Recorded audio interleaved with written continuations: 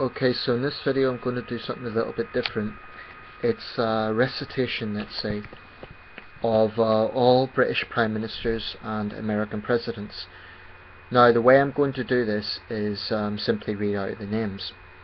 There have been 53 British Prime Ministers and 43 American Presidents, technically 44, but Grover Cleveland served two separate terms. He's classed as the 22nd and 24th President. British Prime Ministers and American Presidents are the world leaders I'm most familiar with, although I could probably at a push do some other countries as well. But for now I'm going to focus on British Prime Ministers and American Presidents. This is just for something a little bit different, and also to test myself, to test my memory, because I can look back and review the video and so on. If anyone else would like to, any of my subscribers, you would like to do something similar, feel free. It could be anything. It could be something to do with history, it could be some hobby you have. It just is something a bit different. Just a few things I want to say before I begin. With the Prime Ministers, with the early Prime Ministers, I'm not going to name their entire name, because in those days they had the names they were known by was actually their titles. So for example, the Duke of Newcastle, his name was Thomas Pelham Holles. The second Duke of Newcastle, I believe he was, but for that purpose I'm just going to say the Duke of Newcastle. Granted, it would be more of a challenge if I said his whole name, but until I'm better versed, I'm just going to say the Duke of Newcastle. He was actually the first Duke of Newcastle. Also, with early British Prime Ministers, there was a lot of back and forth. With American Presidents, that's only the case with Grover Cleveland, but with early British Prime Ministers, I mean, there was a point in the Victorian period where it was something like Peel, Derby, Wellington, Peel, Derby, Aberdeen, Derby, Peel, Russell, etc. So I'm going to simply name them in the order that they first became Prime Minister, rather than naming them again for the second or third, or in the case of Gladstone, fourth term. I'm simply going to name the first time they appeared. Hence, for example, if they are, I think Gladstone was the 31st Prime Minister, so I'm not going to name him as the 34th or 37th or whatever, if you get the idea. No, less than that actually, if it was 25th. But anyway, for the British Prime Ministers, because there's slightly more of them, I'm going to give myself 90 seconds. That's the limit.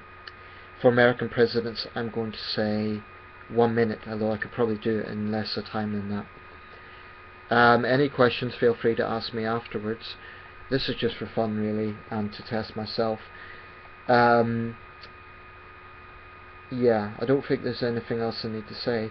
So, like I said, there's been 44 American presidents, or 43 technically, all men so far.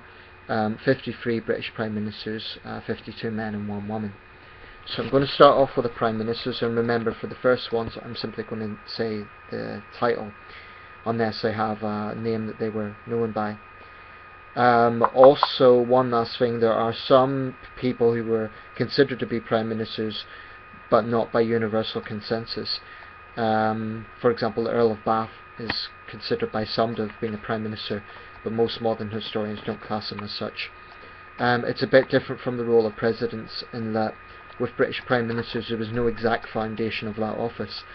It is generally accepted that Sir Robert Walpole was the first Prime Minister, but that's not a sort of, it's different from American presidents in the sense that Washington was president via the Constitution, and he was sworn in specifically as the role of president, whereas Walpole sort of became Prime Minister. It was a gradual role that developed, and modern historians just regard it to have been that role. So without further ado, I'm going to start off, and I swear I'm not looking at anything. I'm going to start off and name the British Prime Ministers from 1721 to 2014, and I'm going to give myself 90 seconds. Here we go. Sir Robert Walpole, the Earl of Wilmington, Henry Pelham, the Duke of Newcastle, the Duke of Devonshire, the Earl of Bute, George Grenville, the Marquess of Rockingham, William Pitt the Elder, the Earl of Chatham, the Duke of Grafton, Lord North, the Earl of Shelburne, the Duke of Portland, William Pitt the Younger, Henry Addington, Baron Grenville, Spencer Perceval, Lord Liverpool, George Canning, Viscount Godric, the Duke of Wellington, the Earl Grey,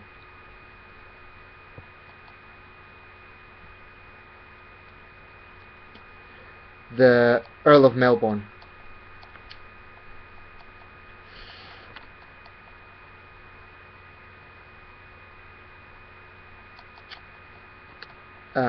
Sir Robert Peel, the Earl Russell, the Earl of Derby, Viscount Palmerston, Lord Aberdeen, before Palmerston, Viscount Palmerston, Benjamin Disraeli, William Ewart Gladstone, the Marquess of Salisbury, the Earl of Rosebery, Sir Arthur Balfour, Sir Henry Campbell Bannerman, Henry Herbert Asquith, or Herbert Henry Asquith, David Lloyd George, Andrew Bonar Law, Stanley Baldwin, Ramsay MacDonald, Neville Chamberlain, Sir Winston Churchill, Clement Attlee, Anthony Eden, Harold Macmillan, Sir Alec Douglas Home, Harold Wilson, Sir Edward Heath, James Callaghan, Margaret Thatcher, John Major, Tony Blair, Gordon Brown, David Cameron. Okay, that was fairly disastrous. I realised there was a few points there that I messed up. My time is 2.5 minutes, so well above the time I'd set for myself. I think I messed up around Melbourne, and that was around the area I thought I would mess up. The 20th century Prime Ministers I could do with no problem. It's 2.5 minutes, I believe I could do better than that. Anyway, that is the Prime Ministers. Now I'm going to go on to the Presidents, and I do believe I could do better on this. One reason they're easier is A, there's fewer of them, and B, there was no titles, it was just straightforward names, so it is easier to remember in that sense, although sometimes I also get them mixed up. So I'm going to give myself 1 minute to name all American presidents, and here we go. George Washington, John Adams, Thomas Jefferson, James Madison, James Monroe, John Quincy Adams, Andrew Jackson, Martin Van Buren, William Henry Harrison, John Tyler, James K. Polk, Zachary Taylor, Millard Fillmore, Franklin Pierce, James Buchanan, Abraham Lincoln, Andrew Johnson, Ulysses S. Grant, Rutherford B. Hayes, James A. Garfield, Chester A. Arthur,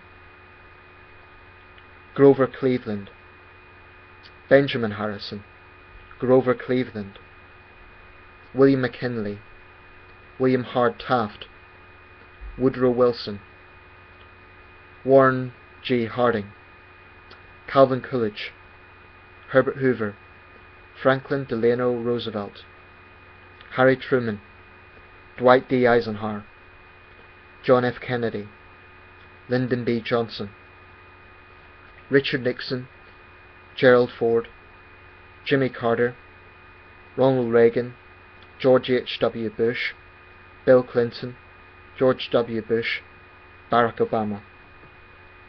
1.5 minutes. Well, I felt much more comfortable with that, and I don't think I had any interruptions except between Tyler and Taylor, whom I often get mixed up. Not as presidents, but simply similar names, and the order I get mixed up. Just one word, two things I'd like to say about both presidents and prime ministers. Of course there's a lot I could say, but just some casual observations. Regarding British prime ministers, it is interesting that prior to the 20th century there is relatively little known about a lot of our early prime ministers. I think there's a lot more general knowledge that American people have on their presidents, even people who aren't particularly history buffs. It could be because they were heads of state, whereas in Britain, prime ministers are not head of state. But for example, if I were to say the Earl of Bute to the average British person, they wouldn't have a clue who I'm talking about. Generally, most early prime ministers are not particularly well known. Possibly Sir Robert Walpole, Pitt the Elder, Pitt the Younger, Sir Robert Peel, Gladstone and Disraeli. But even for example, the Marquess of Salisbury is a largely forgotten figure today, even though he was Prime Minister for 13 years. So there is a difference in that sense, and it's something that I've observed, that our early Prime Ministers are barely known. And even Henry Pelham and Lord North, they were both in office for over 10 years, but they don't seem to be well-known figures by today's standards. With American presidents, there was an observation I was going to make. I've forgotten now. I forgot my trail of thought. Yes, I think it was this. James K. Polk. He is listed by academics as one of the greatest presidents for a wide variety of reasons. So it is interesting that Polk is not better known in the American psyche than, say, Washington or Kennedy or Reagan or Jefferson or other men who would be regarded among the great presidents. It's interesting that James K. Polk is not better known by the public, even though academics rank him highly. So if you're American, I'd like to know your perspective. Why is it you think Polk is not a better known figure? Is it because of his personality? Maybe there was something in his personality just wasn't as personally interesting. What was it? Why is Polk not better known? Because he is ranked as a great president. There's several interesting studies online that show this, and I might make another video about that. But anyway, that is my list of American presidents and British prime ministers. Clearly, I need to patch up a little bit, but I think I'm stronger with the presidents. Let me know if you have any similar lists you'd like to read out as a sort of memory test. And thank you for watching.